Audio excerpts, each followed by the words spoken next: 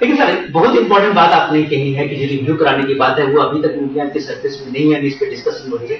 यही बात बीजेपी के अलावा भी सारी पार्टियां कह रही है कि 145 जो एलोकेशन है उस पर जांच होनी चाहिए या उसके जो एलोकेशन है उसको निरस्त किया जाना चाहिए।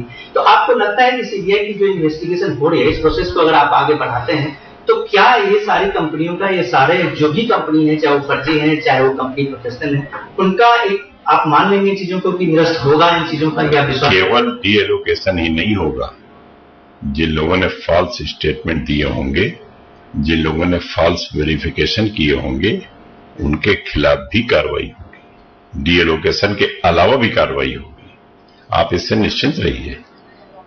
लेकिन सीएजी सोर्स जो है वो जिस तरह की बातें आ रही है एक्शन के इंडिया में, वो भी है कि सीएजी का ये मानना है कि जितने लोगों को आपने लोकेशन दिया था यूनिवर्सिटी से मिला था उनको एक बैंक गारंटी रखी गई थी। और उस बैंक गारंटी में ये कहा गया था जो टाइम लाइन से अगर वो यूज नहीं करते हैं या उस लोकेशन पे वो उस टाइम लाइन में वो काम नहीं शुरू किया था तो उनकी बैंक गारंटी सीज होगी। लेकिन आज तक किसी भी कंपनी की बैंक गारंटी सीज नहीं हुई है, जो एक तरह से एक्सचेकर का बड़ा घाटा है।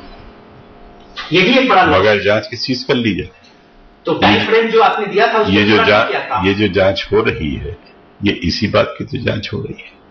जब जांच रिपोर्ट आएगी तभी तो बैंक गारंटी सीज की जाएगी। हर चीज प्रोसेस से होगा, सिस्टम से होगा। यूं आंख बंद करके हम बैंक गारंटी सीज कर लें, ये देखना पड़ेगा कि वास्तव में उसने जानबूझ के ऐसा किया है या परिस्थितियां ऐसी थी, उसको फॉरेस्ट्री क्लियरेंस नहीं मिला या एनवायरमेंटल क्लियरेंस नहीं मिला या वो तैयार है अपना एंड यूज प्लांट लगाकर, उसका लैंड एक्विजिशन नहीं हो पा रहा है कोल माइनिंग के लिए। ये सबको देखना पड़ेगा, उसको देखने के बाद ही तो कुछ फैसला हो सकता है। जांच रिपोर्ट आने दीजिए, आप देखेंगे कितनी तेजी के साथ कार्रवाई होती है और कितनी कड़ी कार्रवाई होती है। लेकिन एक चीजें सामने में आ रही है उसमें यह बताया गया है कि आज अगर सीएजी की तरफ से ये सोर्स से खबर आ रही है और ये छप भी रही है मीडिया में कि जिस तरह से कांग्रेस के पार्टी और कांग्रेस की सरकार में लोगों की तरफ से उनके हमले हो रहे हैं, तो सीएजी की तरफ से भी हो सकता है कि पीएससी में आते आते कई बॉम्ब ऐसे उसमें बजेंगे।